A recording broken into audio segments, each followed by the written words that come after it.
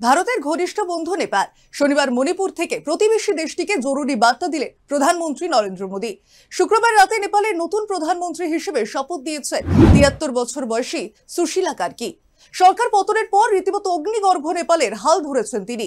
এরপর এক্স হ্যান্ডেলে তাকে শুভেচ্ছা জানান প্রধানমন্ত্রী নরেন্দ্র মোদী। এদিন ইম্ফলের সভা থেকে সুশীলা কার্কি এবং নেপালকে বার্তা দিলেন প্রধানমন্ত্রী। কি বলেছেন তিনি?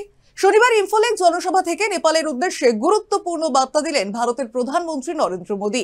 তার বার্তায় উঠে এলো দুই দেশের ঐতিহাসিক বন্ধুত্বের কথা। প্রসঙ্গত শুক্রবার রাতে ৭৩ বছর বয়সী সুশীলা কার্কি শপথ নেন নেপালের নতুন প্রধানমন্ত্রী হিসেবে। সাম্প্রতিক সরকার পতনের পরে রাজনৈতিক অস্থিরতায় জর্জরিত হিমালয়ের এই দেশ, এই অগ্নিগর্ভ পরিস্থিতিতে দেশের হাল ধরেছেন কার্কি। নরেন্দ্র মোদী এক্স হ্যান্ডেলে পোস্টে লেখেন, নেপালের নতুন প্রধানমন্ত্রী সুশীলা কার্কিকে আন্তরিক শুভেচ্ছা। তার নেতৃত্বে নেপাল রাজনৈতিক স্থিতিশীলতা এবং উন্নয়নের পথে এগিয়ে যাক, এই কামনাই করি। ভারত সবসময় নেপালের পাশে থাকবে। ইম্ফলের সভা থেকে মোদী বলেন, নেপাল ভারতের বন্ধু, ঘনিষ্ঠ বন্ধু। আমরা ইতিহাস এবং বিশ্বাসের দিক থেকে একে অপরের সঙ্গে সংযুক্ত, একসঙ্গে এগিয়ে চলেছি। নেপালের অন্তর্বর্তী সরকারের প্রধানমন্ত্রী হওয়ায় শ্রীমতী সুশীলা কার্কিকে ভারতের ১৪০ কোটি জনতার তরফ থেকেও শুভেচ্ছা জানিয়েছি।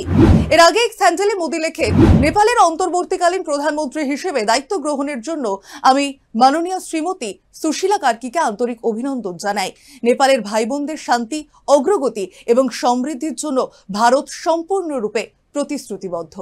নেপালের রাজনৈতিক মঞ্চে বড় বদলের পর প্রতিবেশী দেশের উদ্দেশ্যে বিশেষ বার্তা দিলেন ভারতের প্রধানমন্ত্রী নরেন্দ্র মোদী।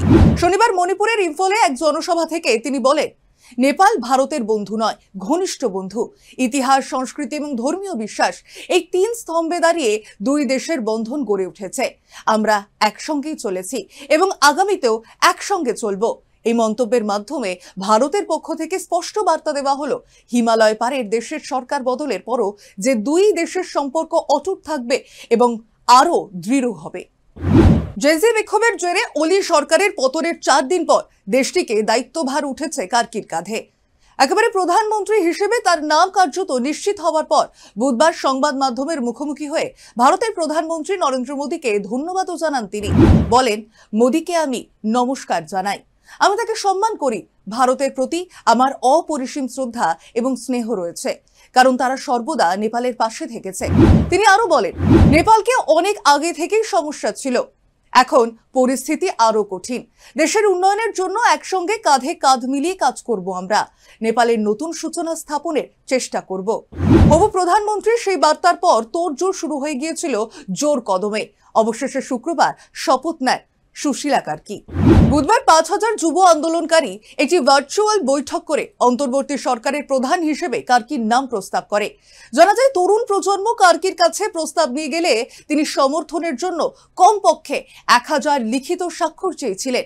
যদিও তাকে অন্তর্বর্তী সরকারের প্রধান হিসেবে সমর্থন করে ২৫০০রও বেশি স্বাক্ষর সংগৃহীত হয়।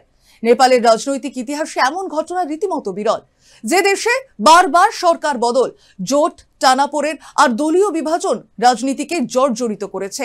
সেখানে এক ঝাঁক তরুণের সংগঠিত আন্দোলন এবং ভার্চুয়াল প্ল্যাটফর্ম থেকে নেতৃত্ব বেছে নেবার ঘটনা নিঃসন্দেহে যুগান্তকারী।